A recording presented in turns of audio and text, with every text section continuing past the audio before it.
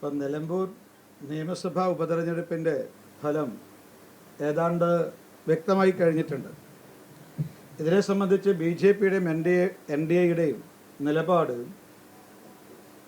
8 തവണ UDFിൻ്റെ കുത്തകയാക്കിയിരുന്ന നിലമ്പൂർ മണ്ഡലം ചെറിയ ഇടവേളയ്ക്ക് ശേഷം അവർ തിരിച്ചെടുത്തിട്ടുണ്ടെങ്കിലും UDFിൻ്റെ വിജയമായിട്ട് ഇത് കണക്കാക്കാൻ സാധ്യമല്ല. മറിച്ച് LDFിൻ്റെ വോട്ട് ഗണ്യമായിട്ട് കുറയുകയുണ്ടായി. അതോടൊപ്പം തന്നെ അതിതീവ്രവാദ സംഘടനയായ ജമാഅത്ത് ഇസ്ലാമിയുടെ വോട്ട് കോൺഗ്രസിനും UDFിനും ലഭിച്ചതുകൊണ്ട് മാത്രമാണ് ആര്യാടൻ ഷൗക്കത്തിന് UDFിന് നിലമ്പൂരിൽ വിജയിക്കാൻ സാധിച്ചത്. അതുകൊണ്ട് നിലമ്പൂരിൽ ഉണ്ടായത് UDFിൻ്റെ വിജയമല്ല, LDFിൻ്റെ പരാജയമാണ്. ജമാഅത്തെ ഇസ്ലാമിയുടെ തീവ്രവാദ സംഘടനയായിട്ടുള്ള ജമാഅത്തെ ഇസ്ലാമിയുടെ വിജയമായിട്ട് വേണം കണക്കാക്കാൻ.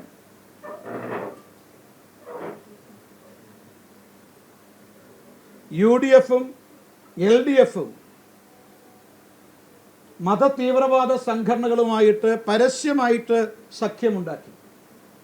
രണ്ടുപേരും വികസനത്തെക്കുറിച്ച് ചർച്ച ചെയ്യാതെ തീവ്രവാദ വർഗീയ രാഷ്ട്രീയ പ്രചരണമാണ് നടത്തിയത്.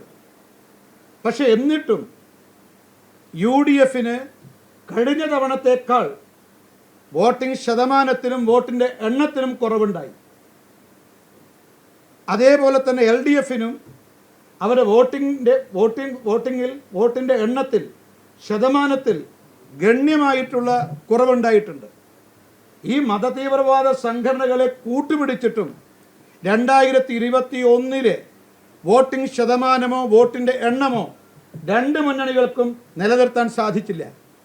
മറിച്ച് BJP നേതൃത്വം നൽകുന്ന ദേശീയ ജനാധിപത്യ മുന്നണി കഴിഞ്ഞ 2021 നിയമസഭാ തെരഞ്ഞെടുപ്പിനേക്കാൾ കൂടുതൽ വോട്ടും അതേപോലെ തന്നെ വോട്ടിംഗ് ശതമാനത്തിലും വർധനവ് വരുത്താൻ സാധിച്ചു.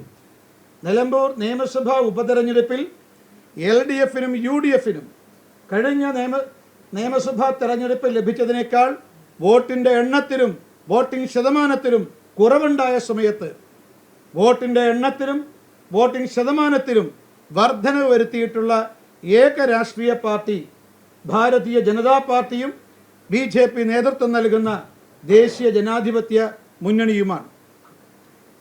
മറ്റൊന്ന്, ഏതാണ്ട് UDFിന് കഴിഞ്ഞ തവണത്തേക്കാൾ 2021 നിയമസഭാ തെരഞ്ഞെടുപ്പിനേക്കാൾ 1440 വോട്ട്, ഇപ്പോൾ കിട്ടിയ കണക്കനുസരിച്ചാണ് ഞാൻ പറയുന്നത്, വോട്ട് കുറവാണ്. സ്വാഭാവികമായി ശതമാനത്തിലും കുറവുണ്ട്.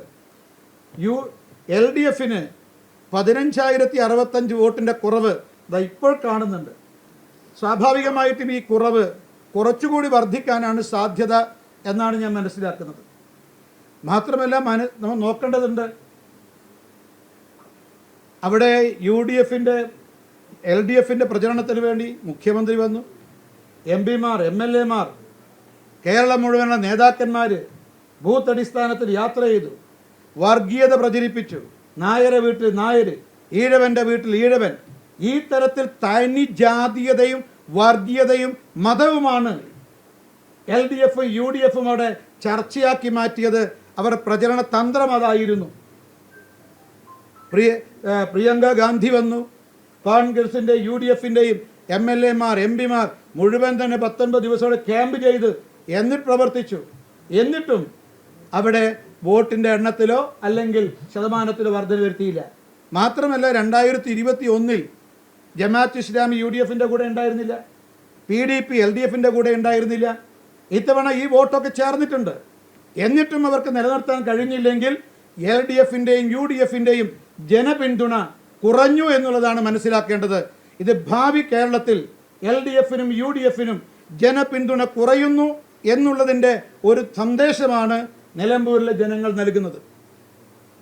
മാത്രമല്ല ഇവരുടെ എല്ലാ പ്രചണ്ഡമായ പ്രചരണം, അതുപോലെ തന്നെ LDFിൻ്റെ ഭരണ ദുർവിനിയോഗം, UDFിൻ്റെ കോടികളുടെ പണമൊഴുക്കൽ, ഇതിനെയൊക്കെ അതിജീവിച്ചുകൊണ്ടാണ് വികസനത്തിൻ്റെ രാഷ്ട്രീയം ഞങ്ങൾ നിലമ്പൂരിൽ ഞങ്ങൾ അവതരിപ്പിച്ചത്, ജനങ്ങളുടെ മുന്നിൽ അവതരിപ്പിച്ചത് വികസനത്തിൻ്റെ രാഷ്ട്രീയമാണ്.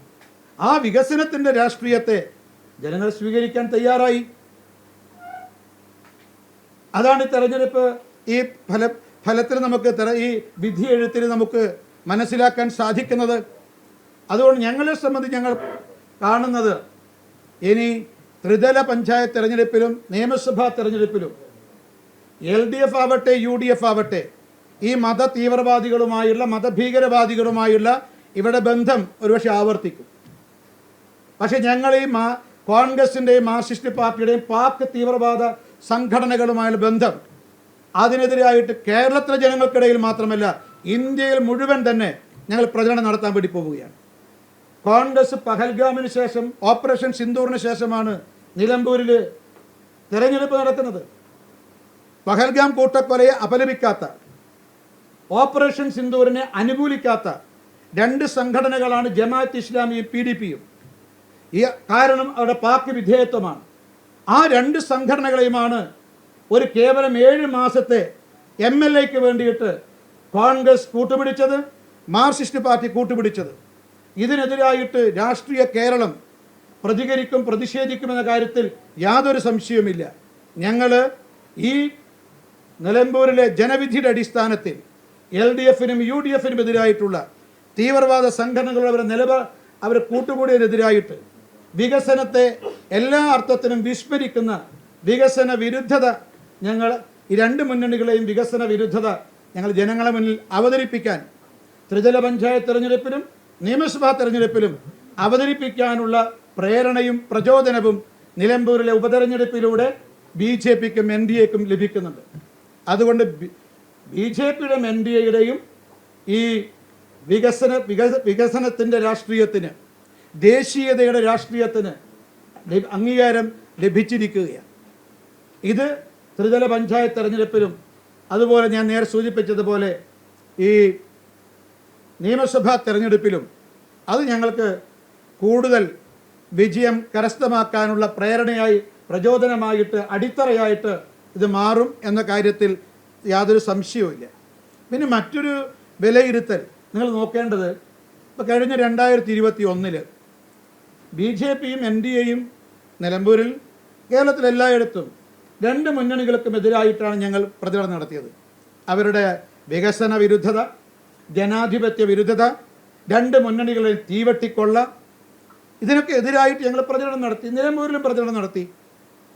LDFനും എതിരായിട്ട് UDFനും എതിരായിട്ടുള്ള ഒരു ജനവിധിയാണ് ഞങ്ങൾക്ക് കിട്ടിയിട്ടുള്ള ആ വോട്ട്. പക്ഷേ ഇപ്രാവശ്യം നിലമ്പൂരിൽ LDFനും UDFനും എതിരായിട്ട് പ്രചരണം നടത്താൻ, മത്സരിക്കാൻ, പ്രചരണം നടത്താൻ രണ്ട് സ്ഥാനാർത്ഥികളുണ്ടായി. ഒന്ന് NDAയുടെ സ്ഥാനാർത്ഥി, രണ്ടവിടെ നിലമ്പൂരിലെ ഈ കഴിഞ്ഞ 21 വിജയിച്ച അൻവർ ഉണ്ടായിരുന്നു. ഈ രണ്ടുപേരും ആർക്കെതിരായിട്ടാണ്? രണ്ടുപേരും LDFനും UDFനും എതിരായിട്ടാണ് അവിടെ പ്രതികരിച്ചത്, പ്രചരണം നടത്തിയത്, എല്ലാം നടത്തിയത്.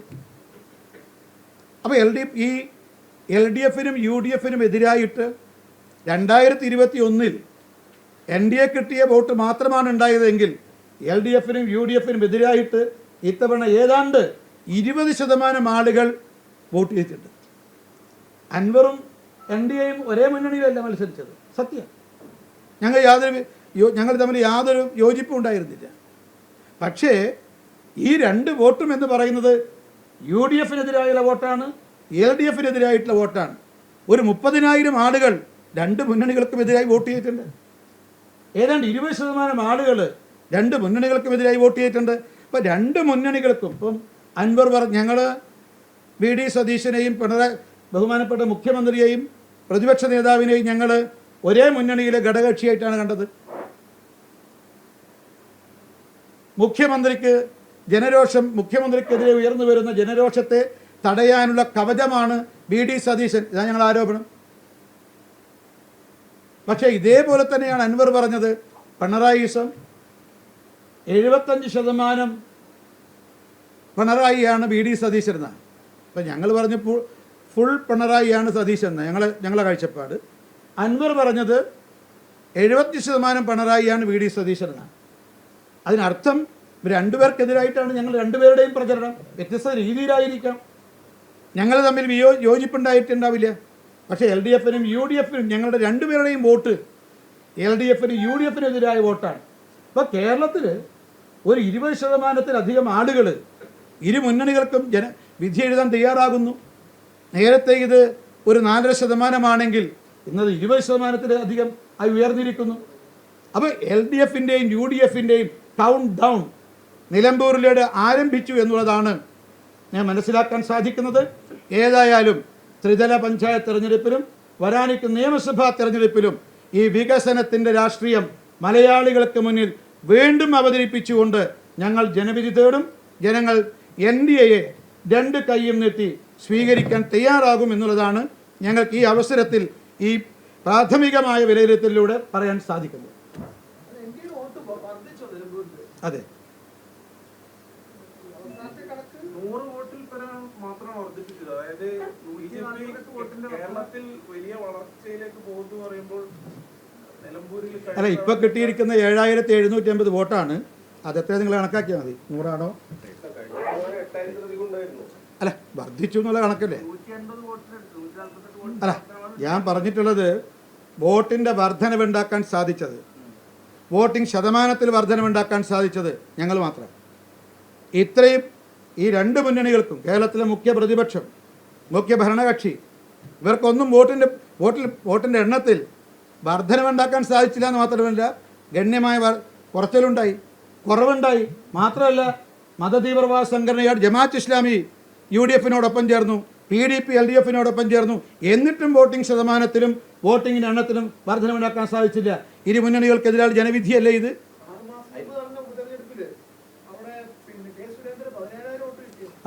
അങ്ങനെയെങ്കിൽ UDF-ന് 68,000 ഭൂരിപക്ഷമുണ്ട്. അതെവിടെ പോയി? അല്ല അങ്ങനെ ലോകസഭാ തെരഞ്ഞെടുപ്പിനെ നോക്കുന്ന സമയത്ത് 68,000 വോട്ടിൻ്റെ ഭൂരിപക്ഷം കോൺഗ്രസിനുണ്ടായിരുന്നു. കോൺഗ്രസ് പറയട്ടെ, ആവിയായിപ്പോയി അത്. പക്ഷെ ഒന്ന് ലോകസഭാ തെരഞ്ഞെടുപ്പ് നിയമസഭാ തെരഞ്ഞെടുപ്പ് നമ്മൾ കൂട്ടിക്കലർത്തണ്ട. നിയമസഭാ തെരഞ്ഞെടുപ്പ് പറയുമ്പോൾ നിയമസഭാ തെരഞ്ഞെടുപ്പ് അല്ല, അതാണ് ഞാൻ പറഞ്ഞത്. ഞങ്ങൾ പറഞ്ഞു തൊട്ടടുത്ത നമ്മൾ കമ്പയർ ചെയ്യേണ്ടത്, ഞാൻ കമ്പയർ ചെയ്തത് 2021 2025 അത് നോക്കുന്ന സമയത്ത് അല്ല, നിങ്ങളത് ആ വർധനവ് അല്ല എത്ര അത് നിങ്ങൾക്ക് ഒരു പക്ഷേ ഒരു 25,000 വോട്ടിൻ്റെ വർധന കണക്ക്, അത് നിങ്ങളെ ഇഷ്ടമാണ്. ഞാൻ ആകെ പറഞ്ഞത് വർധനവ് വരുത്താൻ സാധിച്ച ഏക രാഷ്ട്രീയ പാർട്ടിയും ഏക മുന്നണിയും NDA. ഞാൻ ചോദിച്ചു, ഇത്രയധികം കോടികൾ ചെലവഴിച്ചിട്ടും ഭരണം ദുരുപയോഗം ചെയ്തിട്ടും ജാതിയും മതവും എല്ലാം ചേർന്നിട്ടും ഞങ്ങളെ സംബന്ധിച്ച് ഞങ്ങൾ NDA അതിൽ യാതൊരു ഘടകകക്ഷികളിൽ മാറ്റമൊന്നും വരുത്തിയിട്ടില്ല. ഞങ്ങളൊരു തീവ്രവാദ സംഘടനകളുമായിട്ട് സഖ്യം ഉണ്ടാക്കിയിട്ടില്ല. നിങ്ങൾ നോക്കണം, സ്വാഭാവികമായിട്ടും 2021-നേക്കാൾ ഞാൻ ലോക്സഭാ തെരഞ്ഞെടുപ്പിൽ UDF-ന് 68,000 വോട്ട് കുറഞ്ഞു ഞാൻ അവകാശപ്പെട്ടിട്ടില്ല. എനിക്ക് വേണമെങ്കിൽ പറയാമായിരുന്നത്. അപ്പോൾ ഞാൻ കഴിഞ്ഞ നിയമസഭാ തെരഞ്ഞെടുപ്പിൻ്റെ വോട്ടാണ് ഞാൻ താരതമ്യം ചെയ്തത്. രാഹുൽ ഗാന്ധിക്കും പ്രിയങ്ക ഗാന്ധിക്കും കിട്ടിയ വോട്ട് കോൺഗ്രസിന് എന്തുകൊണ്ട് കുറഞ്ഞു? ഒരു 60,000 വോട്ട് കുറഞ്ഞു എന്ന് ഞാൻ ചോദിച്ചിട്ടില്ല. അല്ല, ഞാൻ സൂചിപ്പിച്ചത് നിങ്ങൾക്ക് ഒരു പക്ഷേ ഞങ്ങൾ 5,000 വോട്ട് വർദ്ധിപ്പിച്ചാൽ നിങ്ങൾക്ക് പറയാം എന്തുകൊണ്ട് 6,000 വർദ്ധിപ്പിച്ചില്ല എന്നൊക്കെ ചോദിക്കാം. ഞാൻ പറഞ്ഞിരിക്കുന്നത് എൻ്റെ അവകാശവാദം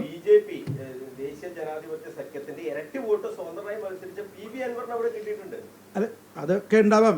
സത്യമല്ലേ? ഞങ്ങളെ സംബന്ധിച്ച് ഞങ്ങൾ കൂടുതൽ വോട്ട് പിടിച്ചിട്ടുണ്ട്. അയാൾക്ക് LDF-ൻ്റെ വോട്ട് കുറഞ്ഞിട്ടുണ്ട് 16,000. അപ്പോൾ ആരുടെ വോട്ടാണ് പിടിച്ചതെന്ന് നിങ്ങൾക്ക് മനസ്സിലാക്കാമല്ലോ. പക്ഷെ ഞാൻ പറഞ്ഞത് ഒന്ന്, LDF-ന് അവരെ വോട്ട് നിലനിർത്താൻ കഴിഞ്ഞില്ല, അവരെ വോട്ട് ചോർച്ചയുണ്ടായി.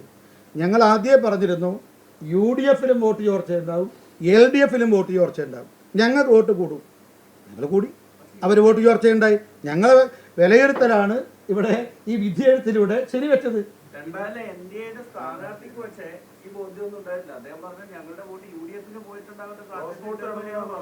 അല്ലല്ല, നിങ്ങൾ ഒന്ന് മാധ്യമധർമ്മം എന്ന് പറഞ്ഞത് ഒരല്പമെങ്കിലും പാലിക്കണം. ഇന്നലെ അത് നിങ്ങൾ അല്ലല്ല, നിങ്ങളത് മുഴുവൻ ടെസ്റ്റ് കണ്ടോ? എൻ്റെ അടുത്തുണ്ട്.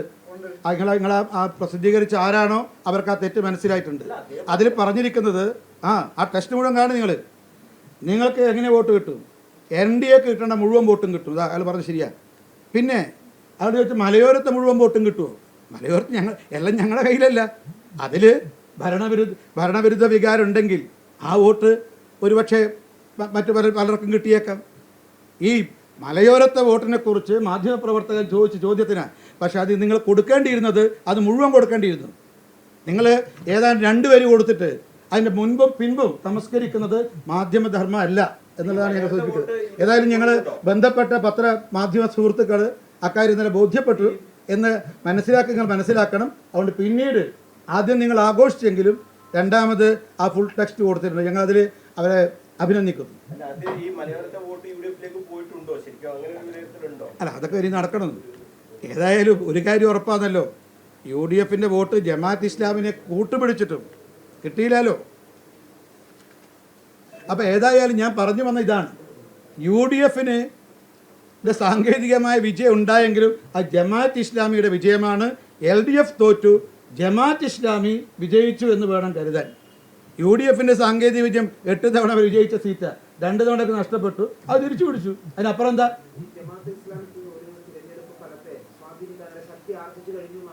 അല്ല, സ്വാഭാവികമായിട്ട് എത്ര വോട്ട് എന്നുള്ളത് ഇവർ കണക്കാക്കേണ്ടതാണ്. എത്ര വോട്ട് എന്നുള്ളത് നമുക്ക് കണ്ടുപിടിക്കാൻ കഴിയില്ല. എന്തായാലും ജമാഅത്ത് ഇസ്ലാമി രാജ്യദ്രോഹ സംഘടനയാണെന്ന് ഹൈക്കോടതിയിൽ അഫിഡവിറ്റ് കൊടുത്തത് VD സതീശൻ്റെ മുൻഗാമിയായിട്ടുള്ള ശ്രീമാൻ ഉമ്മൻചാണ്ടിയാണ്. ദേശവിരുദ്ധ സംഘടനയാണ് ജമാഅത്ത് ഇസ്ലാമി എന്ന് ഹൈക്കോടതിയിൽ അഫിഡവിറ്റ് കൊടുത്തത് അന്നത്തെ ആഭ്യന്തരമന്ത്രിയായിരുന്ന രമേശ് ചെന്നിത്തലയാണ്. ആ രമേശ് ചെന്നിത്തലയാണ് ഇപ്പം പറയുന്നത് ഇവർ രണ്ടുപേരും ജനാധിപത്യ സംഘടനയാണ്, മനുഷ്യസ്നേഹ സംഘടനയാണെന്ന് പറയുന്നത്. ജമാഅത്ത് ഇസ്ലാമി അവരുടെ നിലപാടിൽ ഒരു മാറ്റം വരുത്തിയതായിട്ട് അവരുടെ നേതാക്കൾ അവകാശപ്പെട്ടിട്ടില്ല.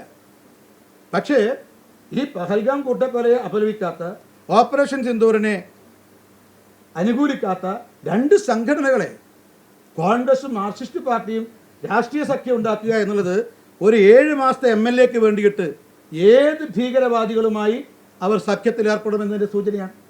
ഇതാണ് ഞങ്ങൾ കേരളത്തിലെ ജനങ്ങളെ മുന്നിൽ അവതരിപ്പിക്കുന്നത്. അതുകൊണ്ട് കോൺഗ്രസ് VD സതീശൻ പറയേണ്ടത് ഇത് ജമാഅത്ത് ഇസ്ലാമിയുടെ വിജയമാണ്, സതീശൻ്റെയോ UDFൻ്റെയോ കോൺഗ്രസിൻ്റെയോ വിജയമല്ല, ഇടതുപക്ഷത്തിൻ്റെ പരാജയമാണ്.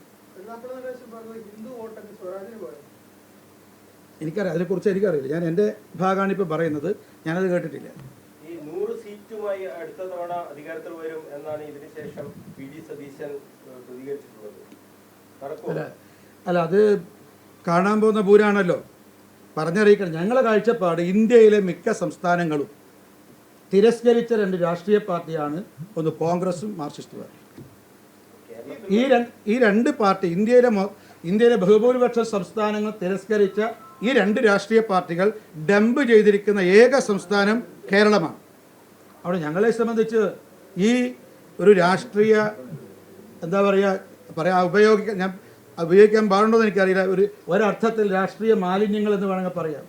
ഈ മാലിന്യങ്ങളിൽ നിന്നുണ്ടാകുന്ന വൈറസാണ് കേരളത്തിലെ രാഷ്ട്രീയ രംഗത്ത്, സാമൂഹ്യ രംഗത്ത്, എല്ലാ രംഗത്തും ഉണ്ടാക്കുന്ന മാരക രോഗങ്ങൾക്കും മാറാരോഗങ്ങൾക്കും അടിസ്ഥാനപരമായ കാരണം.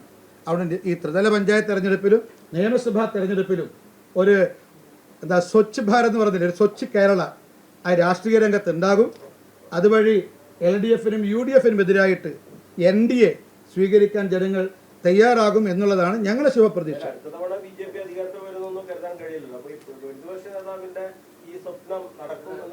ഒരിക്കലും നടക്കാൻ വേണ്ടി പോകുന്നില്ല.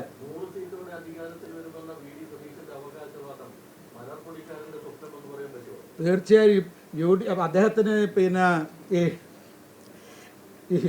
GS ഏതായാലും VD ബഹുമാനപ്പെട്ട പ്രതിപക്ഷ നേതാവ് ഉൾപ്പെടെ അതൊരുപക്ഷെ എനിക്ക് തോന്നുന്നു ഈ IND സഖ്യം ഒരുമിച്ച് മത്സരിക്കുന്നതിനെ കുറിച്ച് ഓർത്തിട്ട് LDFനും UDFനും കിട്ടുന്ന ആകെ സീറ്റിനെ കുറിച്ചാണോ അയാൾ ഉദ്ദേശിച്ചത് എനിക്കറിയാം. എന്താ ഉദ്ദേശിച്ചത് എനിക്കറിയില്ല. കാരണം BJP ശക്തിപ്പെടുമ്പോഴൊക്കെ അവിടെ കോൺഗ്രസ് മാർക്സിസ്റ്റ് പാർട്ടി ഒന്നാവും. കാരണം ദേശീയ തലത്തിൽ IND സഖ്യം, തമിഴ്നാട്ടിൽ IND സഖ്യമുണ്ട്, കർണാടകത്തിൽ IND സഖ്യമുണ്ട്. കാരണം സിദ്ധാരാമയ്യ മുഖ്യമന്ത്രിയായപ്പോൾ അദ്ദേഹത്തിനെ കൈകോർക്കാൻ പോയ ആളാണ് നമ്മുടെ ബഹുമാനപ്പെട്ട മുഖ്യമന്ത്രി ശ്രീ പിണറായി വിജയൻ. അവിടെ കർണാടകത്തിലും തമിഴ്നാട്ടിലും കോൺഗ്രസ് നേതാക്കന്മാരുമായി കൈകോർക്കാൻ മാർക്സിസ്റ്റ് പാർട്ടിക്ക് ബുദ്ധിമുട്ടില്ലെങ്കിൽ ഇതേപോലെ കോൺഗ്രസ്സിന് മാർക്സിസ്റ്റ് പാർട്ടിയുമായി കർണാടകത്തിലും തമിഴ്നാട്ടിലും കൈകോർക്കാൻ ബുദ്ധിമുട്ടില്ലെങ്കിൽ ഇവിടെ വി ഡി സതീശനും പ്രതിപക്ഷ നേതാവ് വി ഡി സതീശൻ മുഖ്യമന്ത്രിയായ ശ്രീ പിണറായി വിജയനും കൈകോർക്കുന്നതിൽ എന്താ തെറ്റ്? പക്ഷേ ഒരു കൈ കോർക്കണം. തമിഴ്നാട്ടിലാവാം, കർണാടകത്തിലാവാം, കേരളത്തിലാകാൻ പാടില്ല എന്ന് പറയുന്നില്ലെന്ന് അർത്ഥം. മൂന്നാം പിണറായി സർക്കാർ ഉണ്ടാകാൻ സാധ്യതയുണ്ടോ? ഇതിലെ ഞങ്ങളെ സംബന്ധിച്ച് ഞാൻ പറഞ്ഞല്ലോ നേരത്തെ, രണ്ട് മുന്നണികൾക്കും എതിരായിട്ടുള്ള വികസനത്തിൻ്റെ രാഷ്ട്രീയം അവതരിപ്പിച്ചുകൊണ്ട് ദേശീയ ജനാധിപത്യ സഖ്യം കേരള രാഷ്ട്രീയ രംഗത്ത് വലിയ മുന്നേറ്റം നടത്തും. ആ മുന്നേറ്റത്തിന് ആവശ്യമായിട്ടുള്ള പ്രേരണ പ്രചോദനം ഞങ്ങൾക്ക് നിലമ്പൂർ ബൈ ഇലക്ഷൻ വിധിയിൽ ഉണ്ടായിട്ടുണ്ട്. ഞങ്ങൾ പറയുന്നത് എല്ലാവരോടൊപ്പം എല്ലാവർക്കും, എല്ലാവരോടൊപ്പം എല്ലാവർക്കും വേണ്ടി എന്നുള്ളതാണ് ഞങ്ങളുടെ മുദ്രാവാക്യം, ഞങ്ങളുടെ ലക്ഷ്യം. സ്വാഭാവികമായിട്ടും വികസിത കേരളം എന്നുള്ള ഞങ്ങളുടെ ആ ലക്ഷ്യം സാക്ഷാത്കരിക്കണം എന്നുള്ള ഞങ്ങളുടെ കാഴ്ചപ്പാട് ഞങ്ങൾ ജനങ്ങളുടെ മുന്നിൽ, മലയാളികളുടെ മുന്നിൽ ത്രിതല പഞ്ചായത്ത് തെരഞ്ഞെടുപ്പിലും അതേപോലെ നിയമസഭാ തെരഞ്ഞെടുപ്പിലും അവതരിപ്പിക്കും. അതിന് ജനങ്ങൾ രണ്ട് കൈ നീട്ടി സ്വീകരിക്കും എന്നുള്ളതാണ് ഞങ്ങളുടെ പ്രതീക്ഷ. അല്ല, അതൊക്കെ നിങ്ങൾ അല്ല, ഇത് ഒരു കാര്യം ഉറപ്പാണ്. ഞങ്ങളെ സംബന്ധിച്ച് ഞങ്ങൾ ഇപ്പോൾ പറയുന്നു, ഈ 7 മാസത്തേക്ക് ഒരു തെരഞ്ഞെടുപ്പ് അനാവശ്യമായിരുന്നു, ജനങ്ങളെ തലയിൽ അടിച്ചേൽപ്പിച്ചതാണ്. പക്ഷേ ഒരു ജനാധിപത്യ സംവിധാനത്തിൽ ജനാധിപത്യത്തോട് വിശ്വാസമുള്ളത് കൊണ്ട് ഞങ്ങളും സ്ഥാനാർത്ഥിയെ നിർത്തി, ജനങ്ങളും വോട്ട് ചെയ്യാൻ തയ്യാറായി. ഇവരുടെ ജനാധിപത്യ വിരുദ്ധത അതാണ്. നിലമ്പൂരിലെ ജനങ്ങൾ ഒരു വർഷത്തിനിടെ 3 തെരഞ്ഞെടുപ്പിനാണ് നേരിട്ടത്. ഒന്ന് ലോക്സഭാ പൊതു തെരഞ്ഞെടുപ്പ് മാറ്റിവെക്കാം നമുക്ക്. ഒന്ന് ലോക്സഭാ ഉപതെരഞ്ഞെടുപ്പ്, അതിൻ്റെ കാരണക്കാർ UDF. നിയമസഭാ ഉപതെരഞ്ഞെടുപ്പ് കാരണക്കാർ LDF. ഇവരുടെ ജനാധിപത്യ വിരുദ്ധത ആണ് ഈ ആവശ്യമായ ഒരു ഉപതെരഞ്ഞെടുപ്പ് ജനങ്ങൾ തടയിൽ അടിച്ചേൽപ്പിച്ചത്. പക്ഷെ അവർ ജനാധിപത്യ വിരുദ്ധരാണെങ്കിലും ഞങ്ങൾ ജനാധിപത്യ വിശ്വാസികളാണ്. അവിടെ ഞങ്ങൾ സ്ഥാനാർത്ഥിയെ നിർത്തി, ജനങ്ങളും ജനാധിപത്യ വിശ്വാസികളാണ്, അവർ വോട്ട് രേഖപ്പെടുത്തി.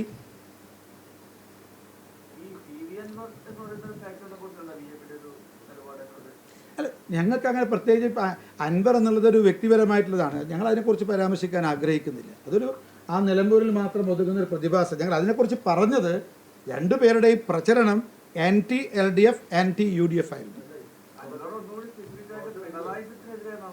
പിണറായി, ഞാൻ പറഞ്ഞല്ലോ, അയാളുടെ ഒരു ഭാഷ ഞാൻ പറഞ്ഞല്ലോ, 75% പിണറായിയാണ് പ്രതിപക്ഷ നേതാവ് വി ഡി സതീശൻ. അതിൽ ഞങ്ങളുടെ ഒരു അഭിപ്രായ വ്യത്യാസം 100% പിണറായിയാണ് വി ഡി സതീശൻ എന്നാണ്. ആ ചെറിയ വ്യത്യാസമുണ്ട്. എന്നാലും 2 ദിവസത്തിനെതിരായിട്ടാണ് അയാൾ പ്രചാരണം നടത്തിയത്. ശരിയാണല്ലോ, എനിക്കല്ല, മാധ്യമങ്ങളിൽ നിങ്ങൾ കണ്ടതാണ്.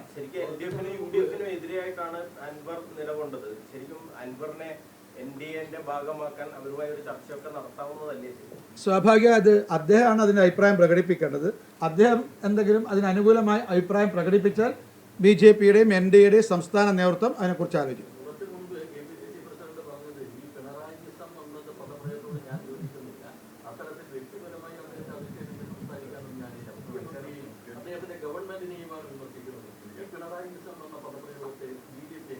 അല്ല, ഞാൻ മനസ്സിലാക്കുന്ന ഞങ്ങൾ എല്ലാവരും എതിർക്കുന്നത് ഒരു വ്യക്തിയല്ല. ഇപ്പം പ്രതിപക്ഷ നേതാവിനെ എതിർക്കുന്നതും മുഖ്യമന്ത്രി എതിർക്കുന്നതും അവർ പ്രതിനിധാനം ചെയ്യുന്ന ആശയത്തെയാണ്, അവർ പ്രതിനിധാനം ചെയ്യുന്ന രാഷ്ട്രീയത്തെയാണ്. അത് ഞങ്ങൾ എതിർക്കുന്നത്. അതിന് എന്ത് പേര് കൊടുക്കാൻ വേണമെങ്കിൽ, പിന്നെ സതീശനിസെന്നോ പിണറായിസെന്നോ എന്ത് പേര് കൊടുത്താലും അവർ ഉയർത്തിപ്പിടിക്കുന്ന ജനവിരുദ്ധ, ജനാധിപത്യ വിരുദ്ധ, ദേശവിരുദ്ധ, വികസന വിരുദ്ധ രാഷ്ട്രീയമുണ്ടല്ലോ, ആ രാഷ്ട്രീയത്തെയാണ് ഞങ്ങൾ എതിർക്കുന്നത്. അതായത് ശ്രീമാൻ പിണറായി വിജയനായാലും ശരി, ശ്രീമാൻ വി ഡി സതീശനായാലും ശരി, അവർ ദേശവിരുദ്ധതയുടെ പ്രതീകമാണ്, ജനവിരുദ്ധതയുടെയും ജനാധിപത്യ വിരുദ്ധതയുടെയും പ്രതീകമാണ്, വികസന വിരുദ്ധതയുടെ പ്രതീകമാണ്. അതിനെയാണ് ഞങ്ങൾ എതിർക്കുന്നത്. ഞങ്ങൾ ദേശീയയുടെ പക്ഷത്ത്, ഞങ്ങൾ വികസനത്തിൻ്റെ പക്ഷത്ത്, ഞങ്ങൾ ജനാധിപത്യത്തിൻ്റെ പക്ഷത്ത്. അത് 11 കൊല്ലം ജനങ്ങൾക്ക് മനസ്സിലായതാണ് ശ്രീ നരേന്ദ്രമോദിയുടെ ഭരണത്തിൽ.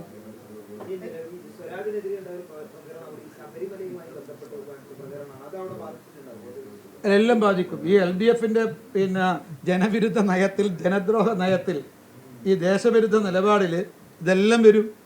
സ്വാഭാവികമല്ലേ? അത് ഒഴിച്ചു നിർത്തി ബാക്കിയൊക്കെ വന്നു, ഇത് വന്നില്ല എന്ന് പറയാൻ സാധ്യമല്ലല്ലോ. എല്ലാം വന്നിട്ടുണ്ടാകാം.